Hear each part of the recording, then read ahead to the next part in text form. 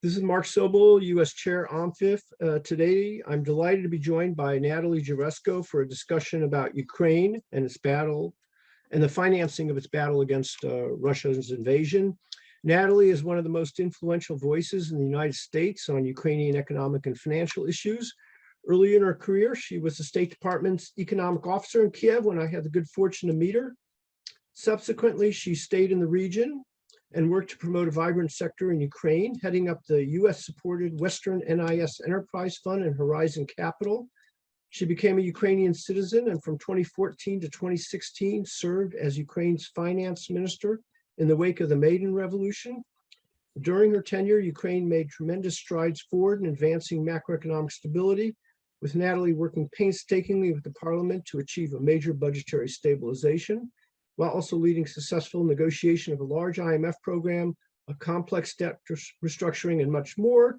Natalie is chairperson of the Aspen Institute, Kiev. In recent years, she was also executive director of the Financial Oversight and Management Board for Puerto Rico. So Natalie, welcome. Wonderful to have you join me.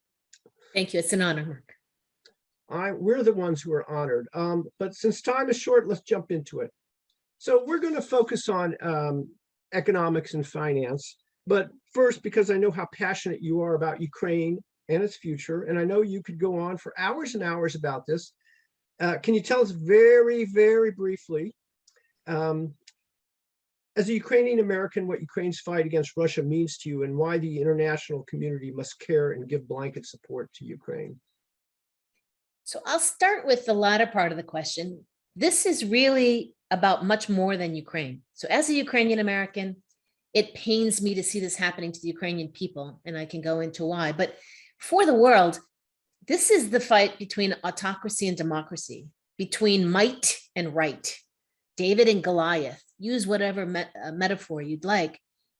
But this is a war that will tell us whether or not democracy and the freedom that we've enjoyed post-World War II, international order that we've established, whether it's for trade, for travel, for media, can exist, or whether we will buckle under the blackmail of a tyrant who uses nuclear threat, energy threats, agricultural threats. And so for me, this is really going to define the world that my children, my grandchildren live in.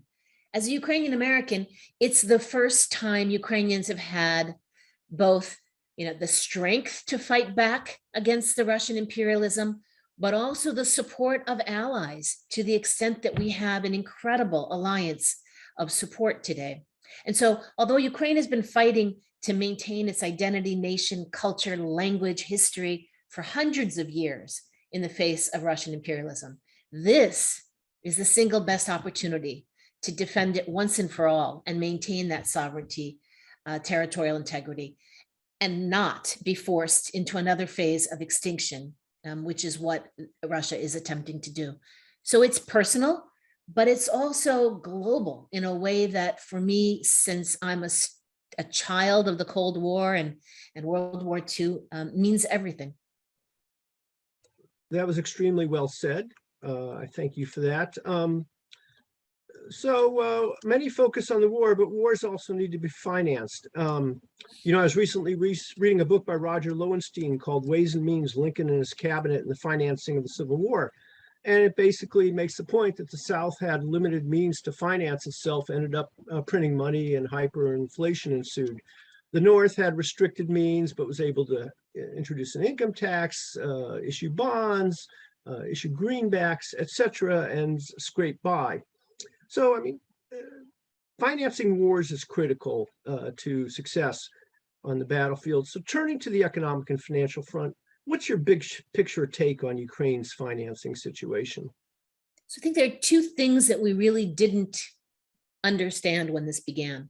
One is the unfortunate length of time this war is going to continue, and therefore the depth of macro financial support and extent of it that Ukraine will need through this period. I think, we started, if everyone recalls, with believing Kyiv would fall in 4 days. This would be some type of support for an insurgency, and that's not the case. We have a functioning government, and that's the second part of what I think we haven't really fully captured in our minds, is how resilient the Ukrainian economy has been. So we are supporting an ongoing government that continues to collect taxes, albeit in a much reduced amount, continues to pay pensions, continues to bear the costs of a functioning government in this kind of destruction, isolation of its economy. And so the general estimate of the budget deficit is about $5 billion a month. And Ukraine can't implement economic reforms in the midst of the war in order to change its budget. It can't increase the demand on its businesses for taxes when they're, hardly able to maintain labor force and hardly able to avoid bombs. So it really is reliant on its allies, its strategic partners to come up with that $5 billion a month difference. Great. And of course, I think inflation has gone a bit higher in Ukraine because of monetary financing, and the authorities recently devalued the hryvnia. Yeah, so we're basically, at least I'd say, because I compare it to when I was Minister of Finance 8 years ago and the war first began. Remember, when I was Minister of Finance, 7% of the territory was occupied and we lost 20% of the economy, but the economy wasn't as resilient then. And so we had a massive devaluation. The banking system began to collapse under the pressures at that time. And today what you see is more or less a central bank that is sitting on some reserves, albeit declining and albeit not sufficient. But it has done a good job in regulating the banking sector up until now. And the domestic banking sector is functioning quite well, in fact, in the areas that are controlled by Ukraine. And they have had to devalue. They've held a fixed exchange rate in order to maintain a semblance of confidence in the marketplace, and recently devalued at about 20–25%. But I think the challenge is that aside from the inflation, which is at about 30% in Ukraine right now, and a 50%, 35 to 50% expected decline in GDP, you have massive unemployment because you have people moving and you have businesses shutting. And so you have a wide variety of unique demands on the currency, on the financial system. And at this point, I think the promises that have been made by our allies of approximately $30 billion, and that $30 billion commitment is basically 2/3 the EU and the United States. So about $10 billion, and then a series of countries supporting in addition to that. To date, the United States has actually been quite good in delivering and dispersing the commitments it's made, but the EU has fallen behind. And when the EU falls behind, because this represents the money that the government uses to pay pensions, subsidies for the internally displaced people, which number some 6 million right now inside Ukraine, paying its military salaries, paying its doctors' salaries. It's not something that you can wait and put off paying for a month or two while the European Union comes up with the disbursements that it committed. So what it does in the interim is, unfortunately, monetary policy. It increases the supply of money by selling local domestic bonds to the central bank. That has to come to a stop, or what you mentioned about the civil war is what we'll see in Ukraine. We'll see hyperinflation. And war is a terrible thing on so many levels. But what could make it worse? Hyperinflation. Hyperinflation could make it even worse than it is today. And so I think we need to really press forward in the delivery of the commitments that have been made. But I want to warn everyone, the commitments were for a 6-month period, 30 billion divided by 5. That 6-month period is coming to an end August, September. And we don't yet have a solution for what happens after September.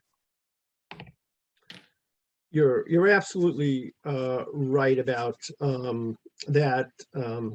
I guess the U.S. had a 40 billion package, but 8.5 billion of that was for the kind of assistance, and that's what you were just referencing. I think the EU had approved a 9 billion macro financial assistance package. Germany provided a 1 billion grant, but the timeline for delivery is unclear, as you mentioned, and they are the major donors.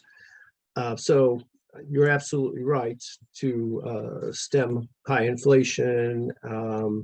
Much more financing is going to be needed, and plans hopefully are being forged right now to do so.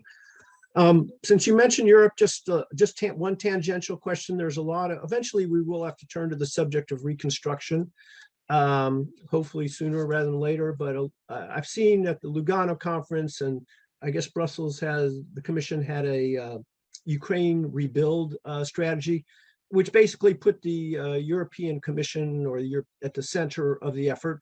Obviously, the fact that Europe is going to provide massive financing to Ukraine is welcome.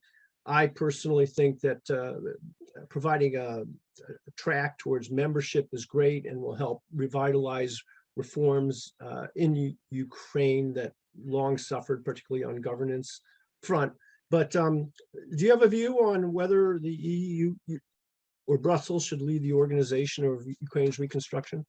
So I agree with everything you've said, Mark, and I think the EU has to play an incredibly important role. It is Europe, and it is Europe's backyard, and it is Ukraine that is right now defending Europe from an aggressor who clearly, if allowed, would go into deeper into Europe if you have that opportunity. So for many, many reasons, for economic reasons, for moral reasons, for geographic reasons, the European Union has to be a major part of any rebuild reconstruction. Ukraine needs to be rebuilt, revitalized on the basis of EU standards, whether it's rail gauge, governance, all of that has to be incorporated. But I also agree with you. I don't think Brussels can be at the height of it. I really do think that this is a G7 collaboration, coordination. I don't see how the IMF, the World Bank, the EBRD, the United States could feed in under a Brussels-led campaign or project. I really think this has to be G7 led, which means some kind of task force, some type of special Sherpa process where they collaborate. I think the EU will be important, but I think other institutions and other countries will also have really relevant and significant roles to play. Brussels is also, with all due respect, sometimes a bit slow. And we're seeing that in the disbursement of the 9 billion euro, right? And I don't think the slowest leader or the most complex decision maker needs to be at the top of this. I think we're going to need to make decisions more quickly. I think we're going to need to have a broader view than the EU alone would have. Great. Well, let me turn now to the international financial institutions, because one thinks about them in a situation such as the current one, and especially the International Monetary Fund, which was such a good friend to you when you were the Minister of Finance. Absolutely. So the fund extended a $1.4 billion rapid financing loan early this year. But I recall working on Ukraine and IMF financing issues in early 2015 during your tenure as finance minister. And the IMF provided a multi-year $17.5 billion loan to Ukraine, which catalyzed a broader $40 billion package, including debt relief and US and EU support.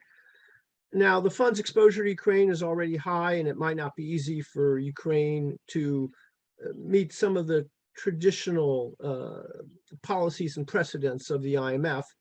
But the fund's a key player, and it's a catalyst, and it's seen as the key global first responder. So do you think the fund can now be a major player in Ukraine? And is the $40 billion package that you helped fashion, is that a model for pulling together a massive international support program for Ukraine? So I think you're right. The IMF has had a limited role since the war began, 1.4 out of the 30 or so billion. And that to me is an undersized portion of what they ought to be doing. And the reasoning is, as you described, one, traditional IMF tools require a program of reform to be implemented. There's conditionality, and the monies follow a series of steps. And for any government fighting the war that Ukraine is unfortunately being forced to fight, that type of reform program is going to be almost impossible to implement. That's not to say nothing is possible, but it means that the IMF has to rethink how it fulfills its charter of obligation with regard to balance of payments deficits specifically, in this war environment. And I think, just as the IMF stepped back during COVID and looked at how it might respond to an extraordinary situation, it needs to step back today and come up with something that will, I believe, put them in a larger role just to financing. And I'm just speaking right now to the macro deficit. Again, if we're through September and we have another 5 billion a month, we've got to think at least 6 months forward. This war is not going to end in 4 weeks, as much as I would love it to. And so we need to have a plan that's a little bit longer just for the macro financial stability part of it. So the next 30 billion, the next 6 months, I think has to be financed primarily, at least in a much bigger fashion, by the IMF. But that means thinking of a new way. I think when you think about the $40 billion package that we put together for the balance of payments deficit in 2015, 17.5 from the IMF, 7.5 from the G7, and then the remainder from the private sector through the debt restructuring, the sovereign debt restructuring. I think that's what happens once you implement a full program.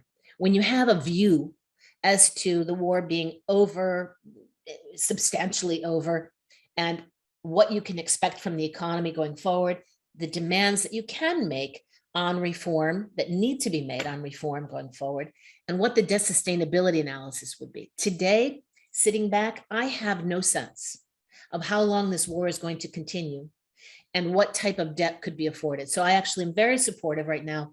The government is pursuing a standstill with the sovereign debt, the foreign exchange held debt, because I really believe that if we're gathering U.S. and other taxpayer monies to solve the deficit, it shouldn't be turned around and going into paying for private creditors' bond payments.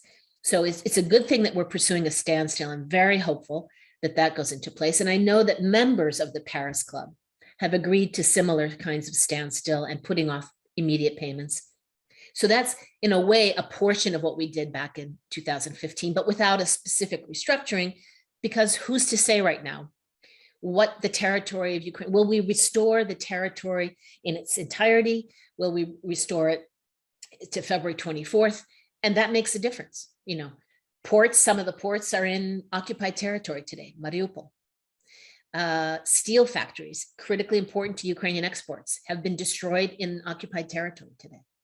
Can we restore that? Whether we will and when we will defines our sustainability of the debt going forward. So I think over time, it has to be the G7, G7 and broader, maybe even than the G7 plus EU plus a handful of others.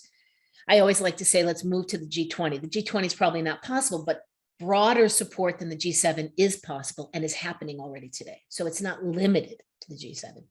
A substantial reform program. Ukraine will need to continue those reforms on the economic side, and then a debt restructuring for the private capital. That will happen.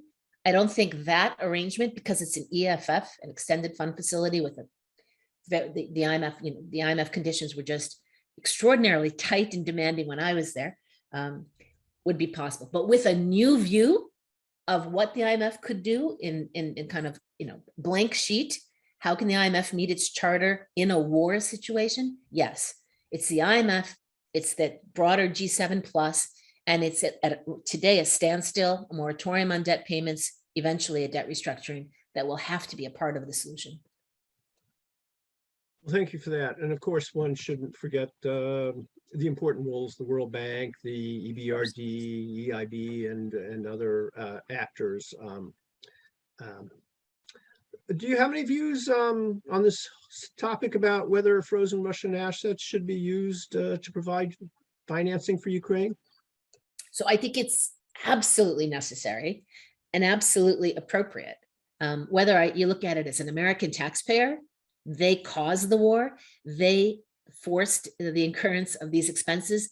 Russian should pay reparations, should pay for the damage they've created. So, or whether you think of it as a moral issue, there again, any which way you think of it, or as a Ukrainian, it is critical that we get access to confiscated Russian assets. That said, that is a process I think is going to take time. And so I tend to think of those monies as becoming available for the reconstruction, renewal of Ukraine post-war, not to solve the urgent immediate problem of macro financial support. And I think that is important to the Marshall Plan Plus ideas that are out there. You're talking about hundreds of billions of dollars for reconstruction. And the example I give is Puerto Rico after a one-day hurricane and an island that's 100 miles wide. So Ukraine is 30 times larger, incurred about $100 billion of damage. So what could be happening in a war like this in a country of that size? So it's going to be hundreds of billions of dollars. And to finance that, the confiscated Russian assets should be at the very core. There are two sets of assets, and I think we need to think of them somewhat differently. One is confiscated state, in other words, the Central Bank of Russia reserves. And there are a series of issues that need to be resolved. Sovereign immunity, first and foremost. Second, there are a lot of folks who fear if the United States, as an example, seizes those sovereign Central Bank of Russia assets, it sets a precedent that could cause countries not to maintain their reserves in US dollars going forward. It could reduce the role and significance of the US dollar in global reserves. I don't agree with that because I don't think many countries will find themselves in a situation where they've committed the kind of heinous acts and terrorism that Russia has. But there are concerns, I know, in Treasury and elsewhere. I think that is the largest amount of seized assets. So it's a critical issue. It's some $300 billion in a number of countries. It's not all in the United States. But in any case, each country that is holding those frozen assets would have to adopt legislation. And that's a process that needs to get started today. I think when you move to the other assets that people talk about, it's the seized assets of oligarchs or other sanctioned individuals, private individuals or private companies. And there, I think it's even more complex because we, as democracies with our countries of rule of law, and each and every one of those entities or persons will have access to due process. And so assume we pass the legislation. Some has been proposed in the House. In Canada, it's already been adopted. In the UK, it's already been adopted to seize those confiscated assets and use them. There still will be a due process for them to sue. And I've recently been through quite a bit of litigation in Puerto Rico, all the way up and through the Supreme Court of the United States. It takes years. It takes years. So quick answer is yes, on account of both the sovereign assets and the private assets that have been seized, frozen, I guess is the word. Both require in every jurisdiction unique legislation. In all cases, on the private side, we're going to have to give due process to everyone through our court systems. That is who we are as a country. That is what we promise in terms of the good in the world. And I think because that's going to take 3, 5, 7 years, we need to get that process started now. And hopefully those assets will become available after the due process for Ukraine's reconstruction. But it's not quick. So it shouldn't be looked at as, in my view, as something to solve the current immediate, urgent macro financial needs that Ukraine has.